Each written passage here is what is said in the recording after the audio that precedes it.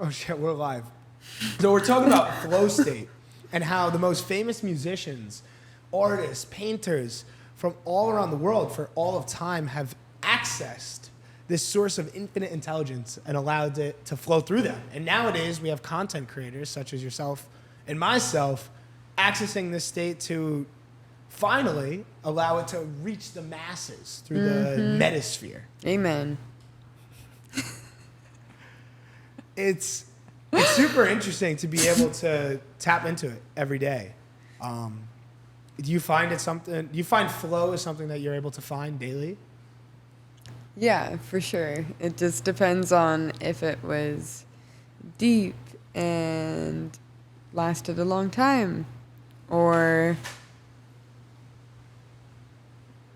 yeah, like some days, you're like, damn, I'm in burnout and something's wrong because you didn't feel like you flowed once. It is sudden bursts of peace, I find. It's almost, I wrote in my journal as the yoga of creation. Wow. Creation or union through creation. Being able to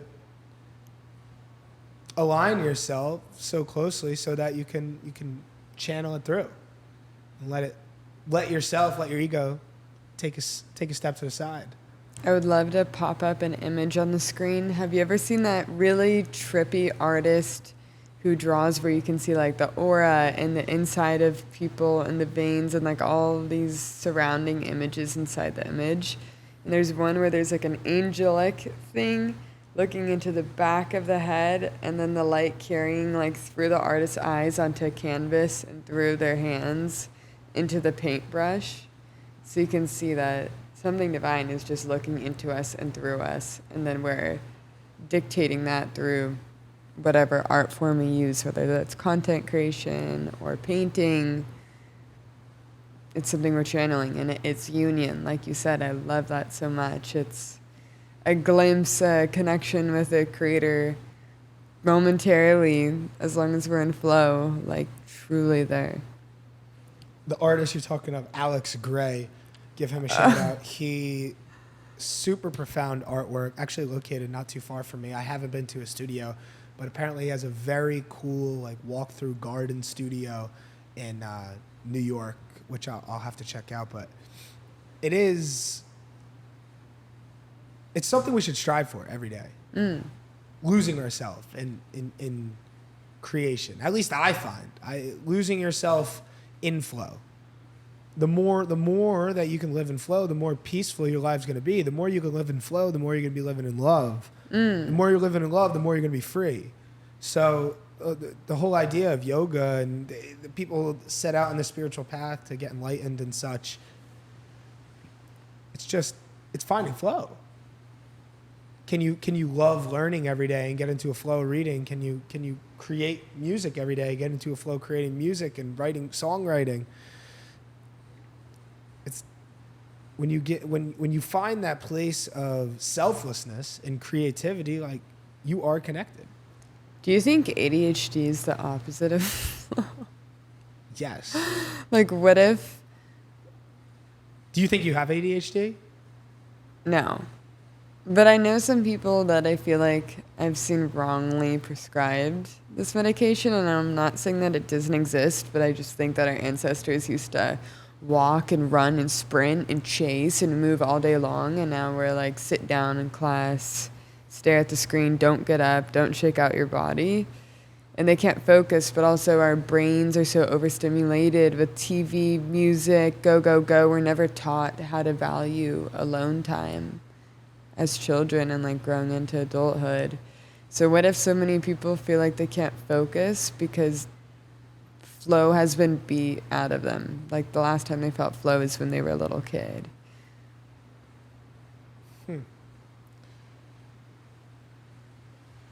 Yeah, there's not many kids that are able to place their attention into something they love to do. And that's a Rockefeller education to blame. Fucking Rockefeller. Yeah. Making factory workers, sticking people behind desks and screens, slaving their lives away for a system that doesn't help them. It's messed up. Because we're in school, we're taught to walk in straight lines and make 90-degree turns and raise our hand to speak and be obedient. Be quiet.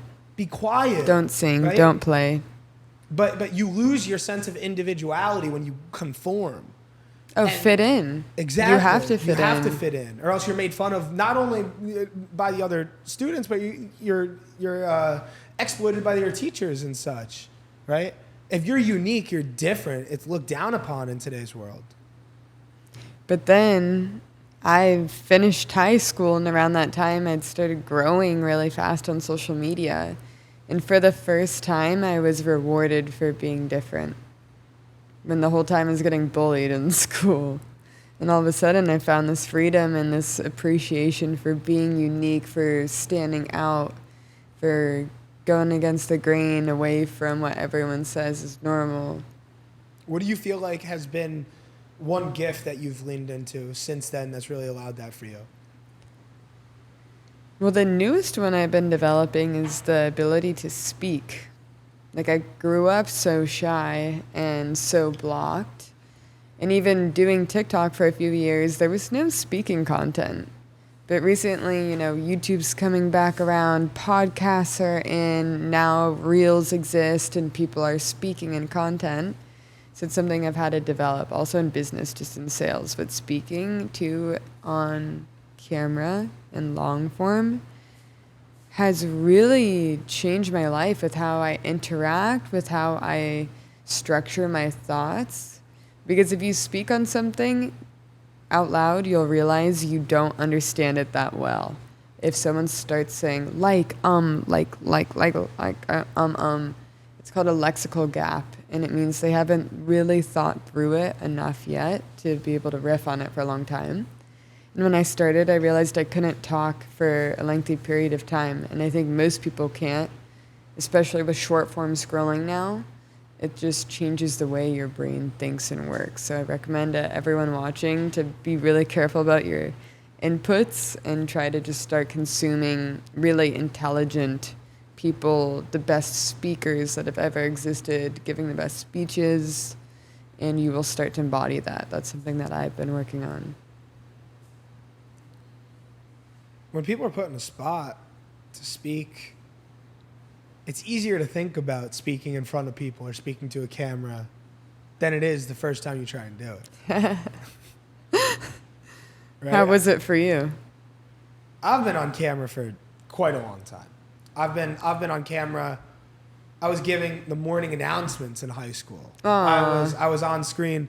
Good morning, Brick Township High School.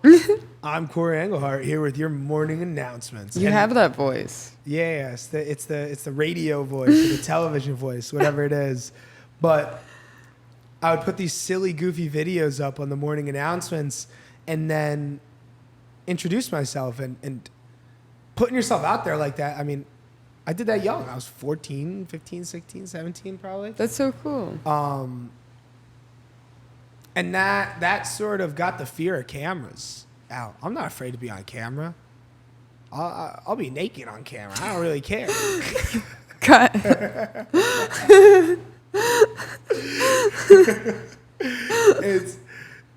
For me, the cameras isn't scary because when I'm speaking to a camera, I'm speaking to myself. It's a conversation I'm having with Corey. But when you introduce other people, there is that element of a bit of nervousness that arises. Even in smaller group settings, when you're speaking to any more than, 5 or 6 people, a lot of people get butterflies in their tummy. I do. Yeah? Yeah. We're just at the bioculture retreat and people are introducing themselves. And I'm like, my heart is pounding. And I'm like, what's important that I share about myself right now? And then I just trusted the flow and prayed that what wanted to express would. Do you have a 30-second elevator pitch? It depends on who my audience is. So who's our audience? Your audience is me right now. You got to pitch Nikki. Okay. So grew up really shy and things were tough, kind of diamond in the rough energy, just didn't know any better. And through some crazy things in my life, my dad passing away, synchronistically meeting Jack around the same time, him opening up and expanding my mind with YouTube, and business, and how I relate to myself. We ended up moving to San Diego after taking an emotional intelligence class and wound up with a perfect opportunity to go out there. And I went on a series of side quests where I finally figured out how to love myself, how to forgive myself, and how to dream really big and get really comfortable with the uncomfortable. Ever since then, been building this amazing new thing, Spark Wildfire, bringing creators, brands together, scaling to change the world, and at the same time, still pushing the comfort edge in my own personal brand and pioneering the new way side by side, running into the fear, running into the fire, sparking some change, always evolving, breaking out of the matrix. How was that? I want to do it more often. Yeah, when you get put on a spot. So I was going to networking events last year often. I was going to like speed dating networking events, all sorts of different things. And I'm 23 years old walking into a big conference hall filled with professionals wearing suits and ties. Yeah, and it's always, what's your intro? And I'm like 30-second intro, handing out business cards. I don't even have a product yet. So I had to practice that a bunch. I was thankful to have a couple people that were able to help me out with the elevator pitch, which one's name was Scott Bliss, he was great, and then Beth Conway was another one, helped me out. I'll shout them out in the podcast if they ever watch it. But it is interesting to try and wrap up your whole being in 30 seconds. Would you say mine was an accurate thing? That was accurate. Based on how much you know me. If I had to coach you. Yeah, I didn't have a direction when I started. Yeah. I didn't know what my endpoint was gonna be. I haven't done it in a while. So if I had one tip I've learned about speaking, it's know what's your endpoint. So then what's the hook? And then fill in the middle. And that can be like say 3 things, like teach 3 things.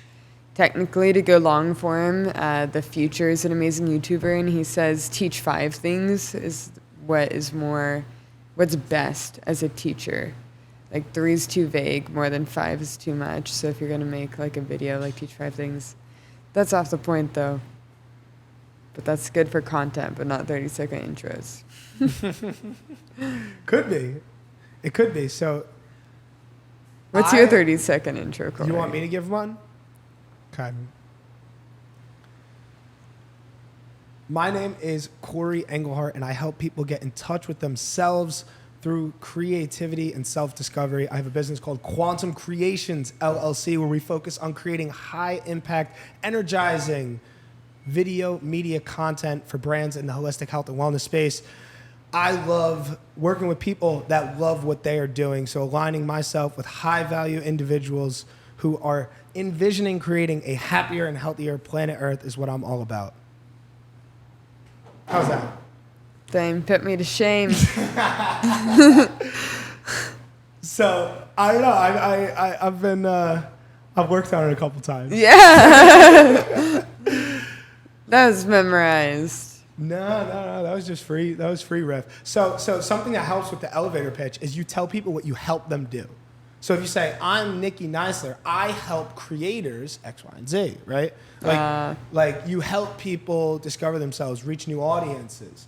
And then you plug in what your business is, right? And then you plug in who you work with after. Discover themselves and reach new audiences. That's fire. Whoever is watching this for me, editor or Jack, take note of this, please. This is good. But yeah, so I mean, I know we started this on flow, and I find myself flowing on podcasts. And honestly, being in the Spark community with you has influenced me to really lean into the podcasting, lean into the YouTube content. And I've been posting every day, and I just feel so confident in the way that I speak. I felt confident in the way that I've spoken for years, but I haven't really leaned into it in a way where I can truly connect with people. Like on the YouTube platform, like this is going to be on, like I can truly connect with people and hang out with them and they can get to know me. And I feel like that's super powerful. Absolutely. It's a lot better of a chance for people to feel like they know you and they can connect with you over a 30-minute or 1-hour video, rather than imagine how many of your shorts they have to watch to feel that same impact. 100, right? It's relationships are all about time spent together. So what about this? What if people also get in flow with you and with your content? I was thinking the other day how annoying it was when we used to watch TV and click through all the channels and be searching for something to watch and there's nothing good. And now we're kind of doing the same thing, scrolling on social media, hoping we find something that's good enough to land on for a second. But on YouTube, it's like, nah, like put it on, cozy up, hang out. You're watching this. Powerful. So something that I was super interested in, I was reading The Kabbalion, if you're familiar with it. Jack had one. I never read it. So the Kabbalion goes into Hermeticism, and a concept they talk about in that, which was super profound to me, was the fact that the same way you can lose yourself in consumption, you lose yourself in creation. The best artists, when they get into this flow, they lose themselves into creation. But that flow feeling that the artists get is the same feeling that people who live unconsciously get when they watch television and scroll through social media and such. But it is just different. It's losing yourself. It's different degrees of the same thing. It's different degrees of the same thing. So consumption and creation inherently are the same exact thing, but varying degrees of that thing. So, have you read The War of Art, Stephen Pressfield? I have not. You would love it. And his premise, salute. His premise is that there's this thing called resistance, and it's our invisible enemy that no one even talks about, and it's really hard to recognize. And it's this force stopping us from doing the work we're here to do on this planet, our creative work. And when we don't follow that creative flow, that intuition, the divine knocking at the door, we end up with an addiction or with an overconsumption, or like shopaholic, workaholic, alcoholic. They're all on that spectrum of repressed creative energy, which makes sense with what you just said, is the overconsumption and the flow are the same. It's the same with, like, are you listening to your artist side and are you creating things? Or is that energy going to get twisted to where then you have all this anxiety and stress because you're not living in alignment with yourself? And then what do we do to make that feel better? We can get creative and then that just turns into light, or we can overconsume something and like numb it and distract it. People are sad and sick because they don't know where to place their energy in ways that help them and serve them. Yes. We were talking about ADHD before. ADHD is a superpower. If I went to the doctor and tried to get prescribed for ADHD when I was a child, I'm sure I would have had ADHD. But I figured out a way how to harness this superpower. This hyperactivity of my brain is a detriment to my well-being if I don't know how to harness it and direct my attention into things that serve me or serve the world.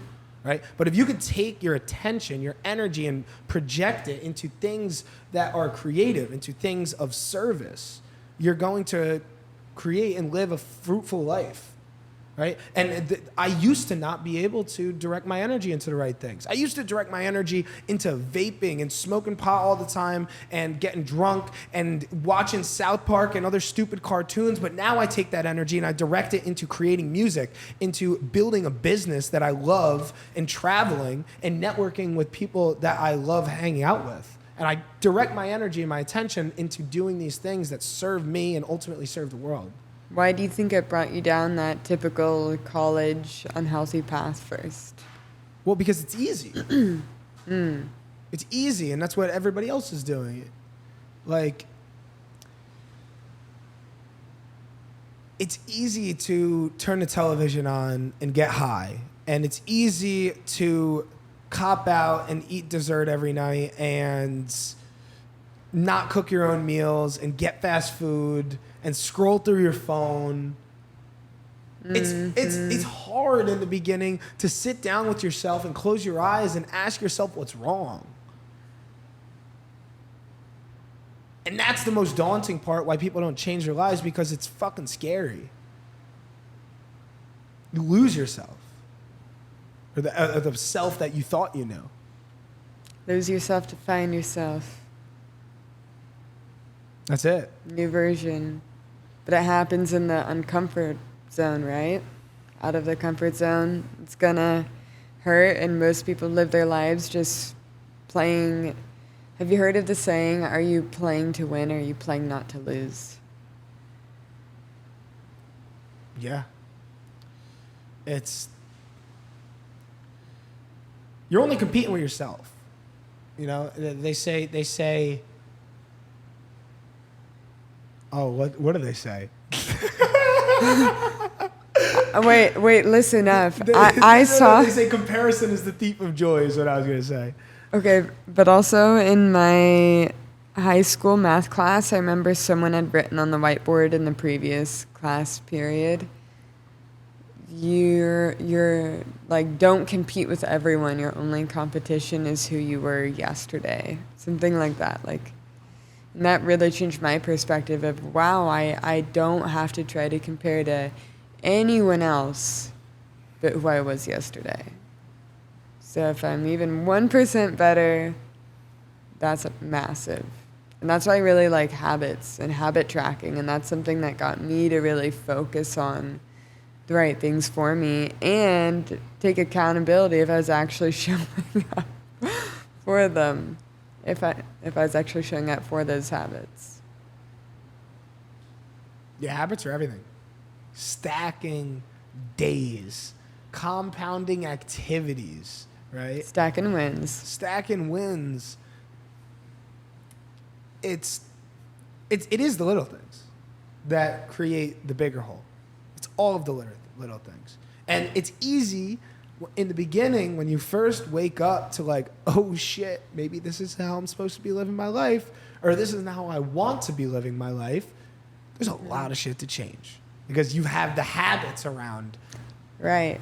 There's a lot of things to change. But then when you start to live a life that you love living, those habits naturally fall off with time. The habits that you feel called to, when you step into who you are, you just naturally step into the things that will be serving you. You naturally pick up books because you genuinely want to read, not because you have to read 10 pages a day, right? I'm sure you've read all these self-growth books like I have. And it's like, you have to do this and this every day. You have to journal in the morning. You have to meditate for 15 minutes. It's like, no, like that's it. Quite literally, that's just to make it seem natural to you. You know how when you first learned how to drive a car, it took 110% of your attention to survive?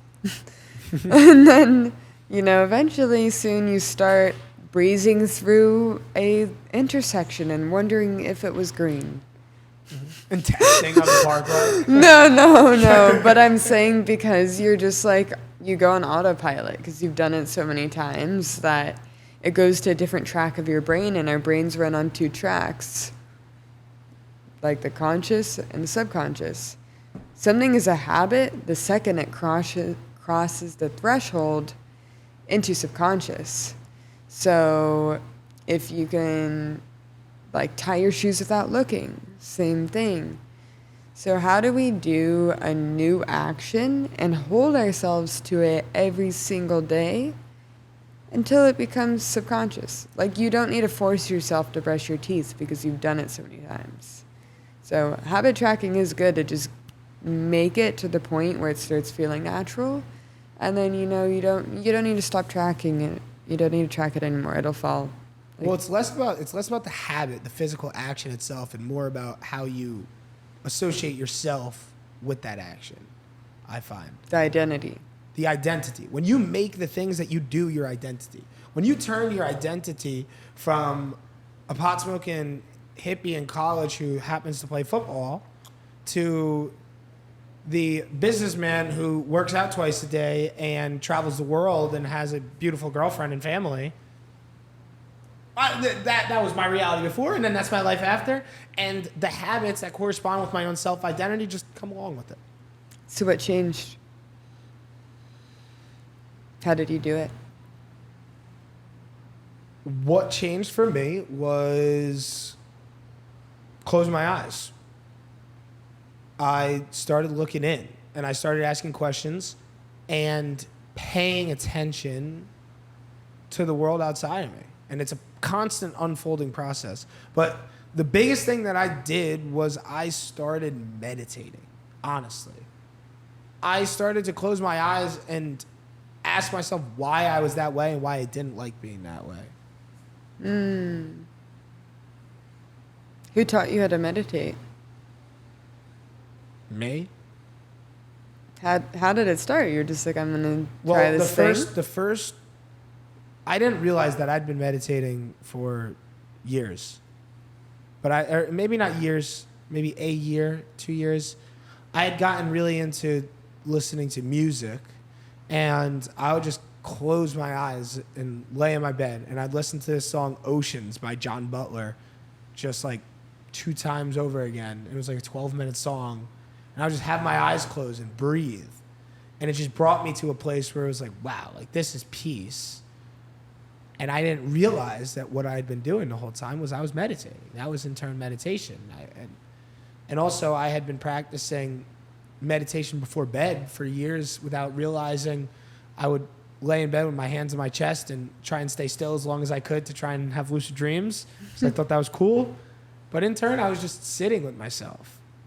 But to turn that awareness inward consciously and like put a label on it and make it part of my identity really allowed me to start to notice what those changes I needed to make on my life were, regarding my diet, regarding the people I surround myself with, regarding where I should be placing my time and energy, what I want to be creating.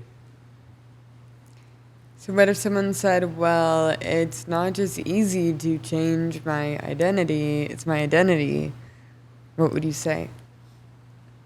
Do you like your identity? Do you enjoy being you? Some people may not. It's a sad reality.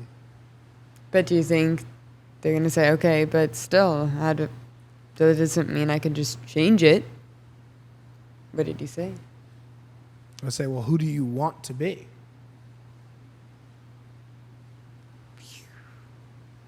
Right? And you tell me who you want to be, and I say, okay, well, what would you do today if you were that person? Fucking do it. Like, it's not whatever you envision yourself to be and how you envision your life to feel. You just have to take action. It's not about thinking about it. Manifesting your dreams doesn't happen by thinking about it. It doesn't happen through the intellect. It happens through action in this physical plane, taking action.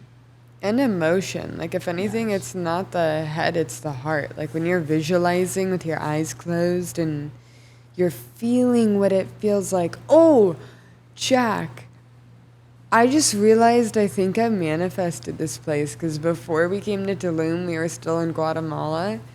And I was really visualizing my feet in this sand right behind our villa.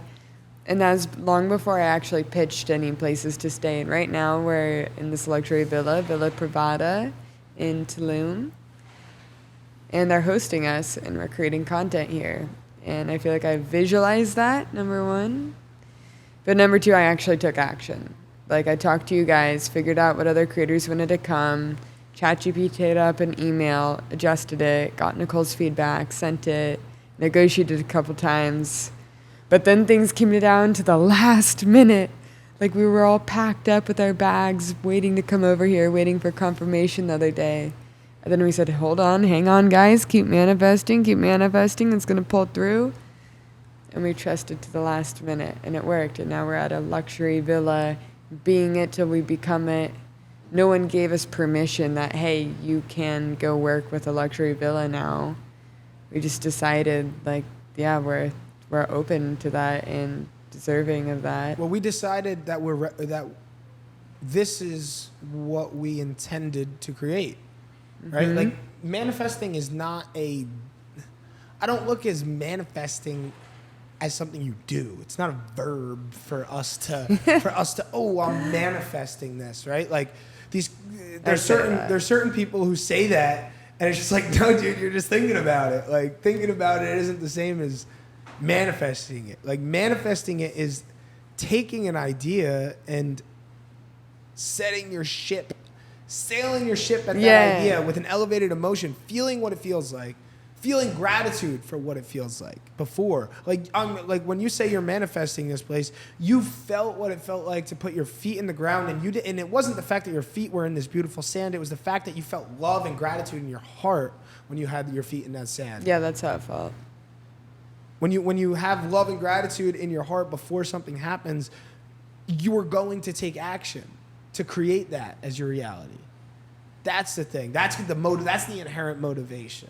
The inherent motivation isn't big pay stacks or this material things, nice cars, or this house was not the motivation. The motivation is the fact that we wanted to feel free. You know? If that makes sense. Makes a ton of sense, and it's something that I feel like we're really not taught at all. And I recommend to you guys a book by Neville Goddard called "The Feeling Is the Secret," and it goes deep into this. And I'd say that's a really huge factor, and that's why meditation is also so powerful, right? Because you're changing your emotional state, the state of your current life, any challenges or any troubles you're having, any lower, denser emotions, it all fades away into peace and bliss while you're meditating. So it's shifting that emotional state and releasing that current reality to step into a new quantum possible reality. You hit the nail on the head. Thank you. Everything that you could ever want is right here. It's not some physical thing. It's right here. It's in your heart. It's love. We all have it. We're all living it. So that's our time for today. We're talking all flow, talking all things creativity. Corey, thank you for having me. Nikki, thank you for having me. We're talking all things consciousness, spirituality, self-realization on this channel. So click, watch that next video. And we love having you here, so all love to you. Woo! Stuff down below. Go check it out.